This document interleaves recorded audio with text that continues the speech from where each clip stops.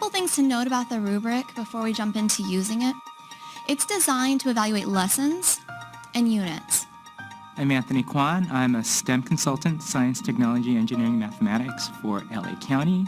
I'm here today to really figure out what good quality lessons should look like under the lens of NGSS. Today I want us to get into the meat of using the rubric. Everything from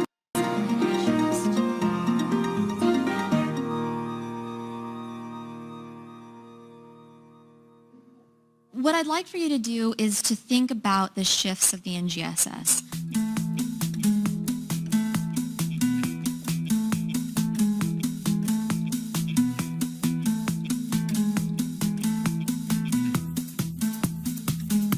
Students learn better when they learn in the way that scientists and engineers learn, and they're truly engaged in the process and are making meaning of things as opposed to being passive consumers of information. So the rubric is really a tool that helps examine lessons and units for quality and alignment to the NGSS.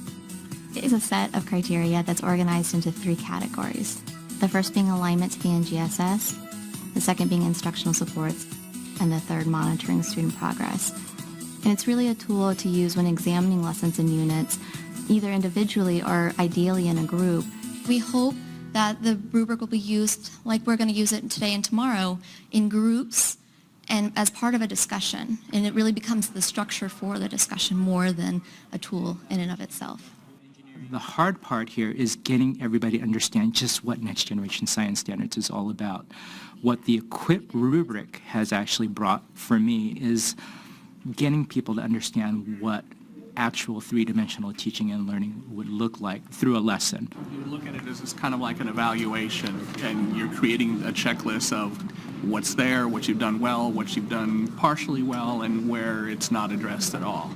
I'm trying to figure out what's the end product of all this, right? So like, is it about the process and about curriculum design? Like, by doing this, we get a sense of how to better do this ourselves, or is it more about just okaying a science unit for somebody to go ahead and use in their classroom? The end product is multi-steps. Okay, so how can we use what we've done in the past to now transition to teaching of science in the future? What do we have to do differently in order to make that transition, and how do we continue to learn in the process? I think this rubric is really exciting. It's non-trivial to learn, and I think it takes practice. I'm going to get better at it the more I do. I can see that tool as being a useful way to help people learn about NGSS while also learning about what a good lesson in NGSS land looks like. One of the things we focused on was the idea of feedback and evidence, and how critical evidence is to use in this process. So the first 2 steps, evidence and reasoning, come directly from the unit or the lessons that you are looking at. You literally take that unit or that lesson and you mark it up and you go through, and when you feel like you can see, touch, you know that that's evidence of a practice or a cross-cutting or disciplinary core idea, that you identify that on the actual lesson or unit itself. Reasoning is when you take the evidence and you explain how it connects to those criteria of the rubric. And then you provide feedback about what evidence is or is not explicit in the unit.